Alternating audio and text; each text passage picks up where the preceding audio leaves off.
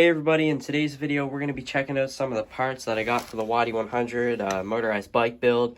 You can see we got this gigantic carburetor, we got some proper jets to tune the carburetor, and we have a expansion chamber that I want to talk about. But yeah, so we got a lot of parts on the table, and you're probably noticing that the F-Zero no longer has a motor. So we got a lot explaining to do in this video, so stay tuned. Taking a look at our first part here, you'll notice I have a 21mm PWK carb, and I've been wanting to get one of these for a very long time, and the reason why is because they're so tunable. I mean, you got the needle adjustment up at the top there that adjusts from quarter throttle to 3/4 throttle. You have a separate pilot jet actually underneath this bowl here, and that allows you to tune your idle properly. You have a little quick access for the main jet that tunes obviously your full throttle, and we have a power jet line that I'm interested in playing with. So a lot of cool settings on this carburetor. As you can see, I made a little intake manifold. Now guys, please don't judge the welds. We don't have our gas hooked up yet, so I think personally they're not bad, but I'm sure there's people that can weld a lot better, but I think it turned out awesome. We powder coated it also, and we also have a intake tube which is made out of some kind of silicone material on the outside. It's gas resistant, and that has a steel core. So I've seen a lot of guys run these in the past and they've had good luck, so that's why I went with it. Our G2 reed has stayed the same. I actually just re-powder coated it because it was a little bit, remember, it had a little bit of wrinkle on the bottom there, so I redid that. And we have our pipe. This is a MZ65 clone, as most of you guys know. Some of you call it the fat belly. The reason I didn't go with the Nasty Jack is because, one, I didn't really have the money to buy one of those. They're like 90 bucks. But this I like for the mid-range it's got.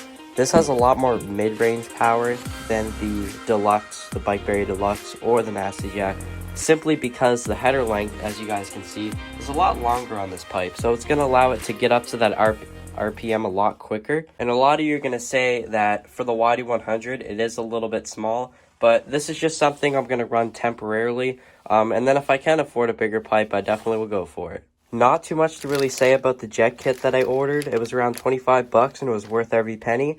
It's got all the jets for the PWK, but it's also got 5mm jets in it, so I can also tune my other bikes.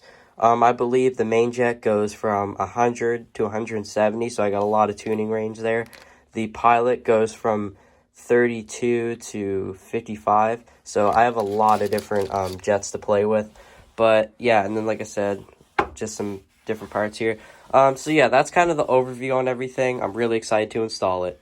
Alright guys, so now we're going to be talking about why the engine is no longer in this frame, and it really boils down to basically what happened was I put the engine on the bike and I started riding it like anybody else would, and I noticed that the Wadi 100 has a lot of caveats, so you need to go back and fix things. And what I really should have done is basically done all that stuff at the beginning. That way the engine had the proper break-in period like it should have. But basically what I did is I rode it for a couple days and I noticed, hey, the wrist pin clips generally break off in these engines. Why don't I take the piston out and do the wrist pin clip modification? So that's what I did. I cut the little slits in the piston, and I'll throw up a picture as you guys know, and I cut out the ears off the G clips so that way they don't break off. So that was good, okay? And I started riding the bike and I said, ooh, I want to add a reed valve. So then I took the piston off again and I started winnowing the piston. And it got to the point where I had this engine to do squish band and things like that. And I've had the engine apart 4 or 5 times now. And on the 5th time that I took it off, I realized that the cylinder on the intake side had a lot of scoring damage, which is obviously not good for compression. And at this point, my heart just sank because I put so many hours in this engine. I mean, it had a balanced crank, it had a ported and polished cylinder. I took the cylinder off to do that. I did so many modifications, man, and it just sucked basically to find out that my engine wasn't toast. Like, I still could have ran it, but that chrome lining would have just kept coming off, and it would have got to the point where the bike just wouldn't have ran no more. So I'm just thinking to myself, well, there goes that. But the good news to this is that Amazon has a 30-day return policy. So we contacted them and we said, hey, like the engine obviously isn't working anymore. Will you guys return it?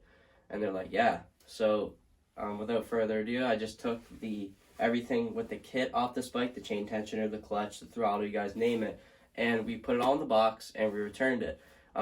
Currently, it's going to, I believe it is Mississauga in Ontario. It's going to take a couple, maybe 1 or 2 weeks to get it back, but hopefully we can get a new YD100 and start out fresh. And if you guys are watching this video, if you can take away one thing, if you own a YD100, do all your modifications in the beginning, right?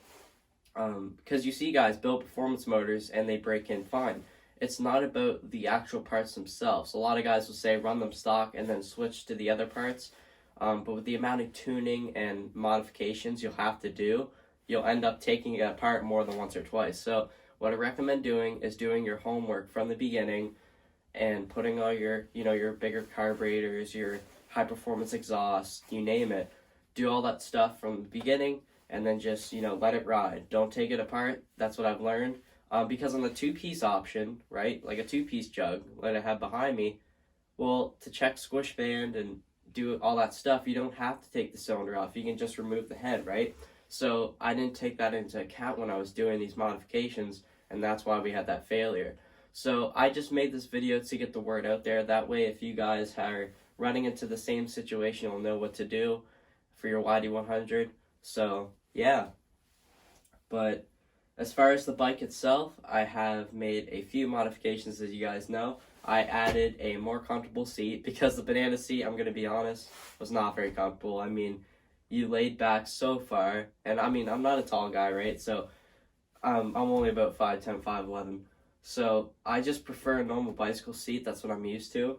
And I actually, if you guys don't know, on this bike, you can flip the clip-on bars around and allow it to come up at an angle. So that's what I did for the bars themselves. I added a set of mirrors, and another cool modification that I did is I actually vented the gas cap.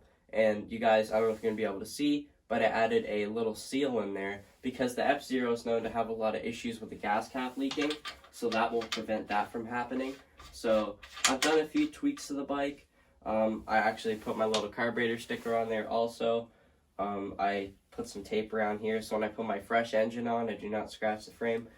So at least I have a few things to keep me occupied, but I'm going to be waiting a little bit until I get my new engine. So just bear with me, guys. Like I said, we'll get this engine back on the road and it'll be better than ever, and we can hopefully start making some serious power. If you guys are wondering when I'm going to run for the gas-oil ratio, I'm going to play it stupid safe. In the carburetor, I put 120 main jet and a 42 pilot. You guys are probably screaming, that's way too rich. I know it's too rich.